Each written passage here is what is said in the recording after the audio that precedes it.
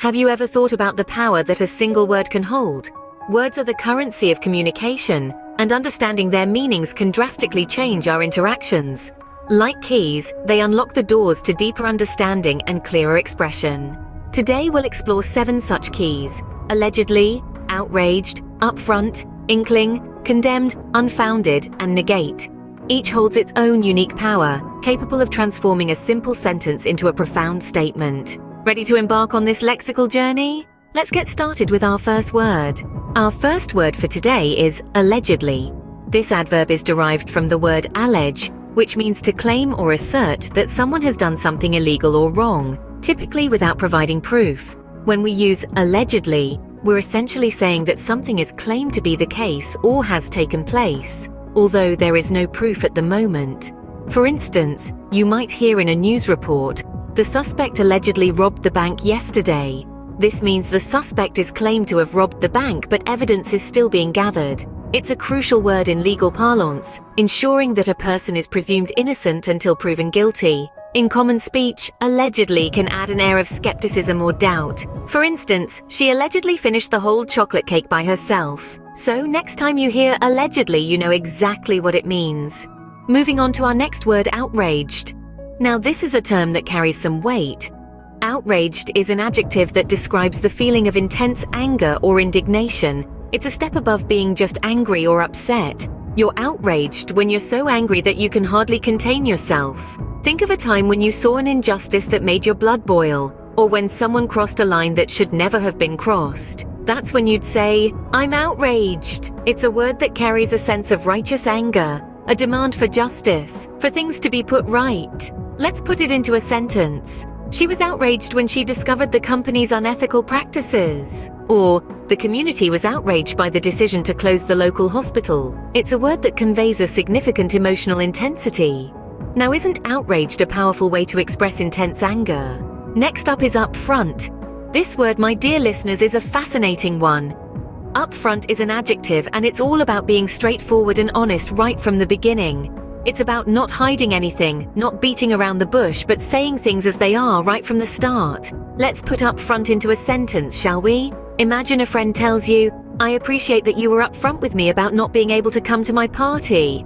Your friend is acknowledging your honesty about not being able to attend their event, rather than making up an excuse or not showing up without a word.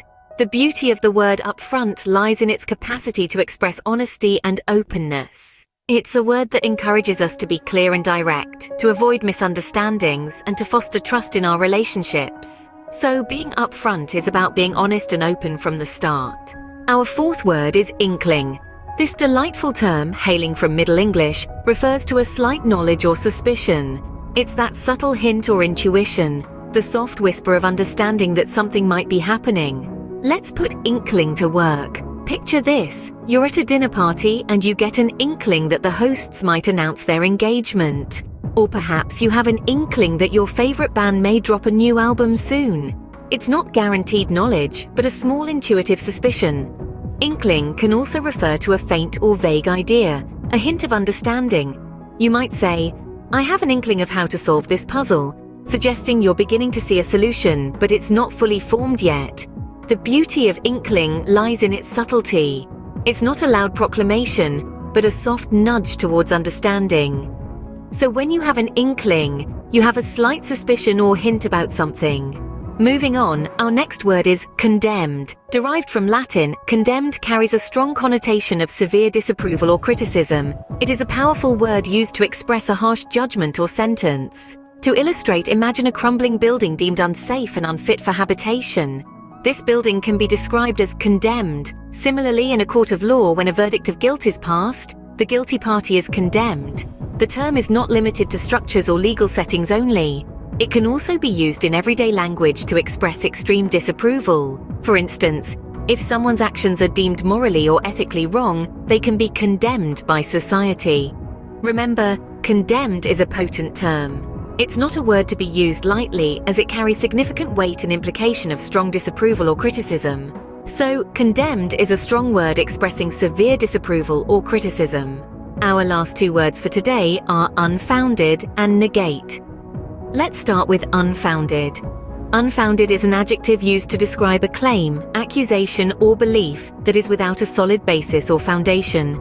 It's often used when something is not supported by facts or evidence. For example, you might say, "The rumors about the company's bankruptcy were unfounded." On the other hand, negate is a verb. It means to nullify, invalidate, or deny the existence of something. If you negate a statement or theory, you're effectively saying it's not true or it doesn't count. For instance, you could say, "His later success did not negate the years of hardship he faced." These two words, though different in their usage, both express the denial or rejection of something.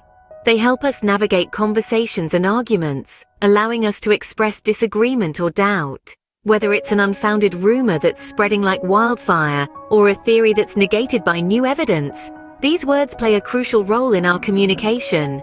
Remember, effective communication is not just about knowing a lot of words, it's about understanding their meanings, their nuances, and how they can be used in context. So keep these words in your vocabulary arsenal, and you'll find that you can express yourself more accurately and persuasively. So, unfounded refers to something without a solid basis or foundation, and negate means to nullify or invalidate. So, how do you feel about these 7 words now? We've explored allegedly, a term used to convey something unproven, then outraged, an expression of strong displeasure. We've covered upfront, denoting frankness, and inkling, a hint or suspicion. The term condemned was also discussed, signifying strong disapproval. Lastly, we delved into unfounded, meaning baseless, and negate, to nullify or invalidate. Remember, every word holds power.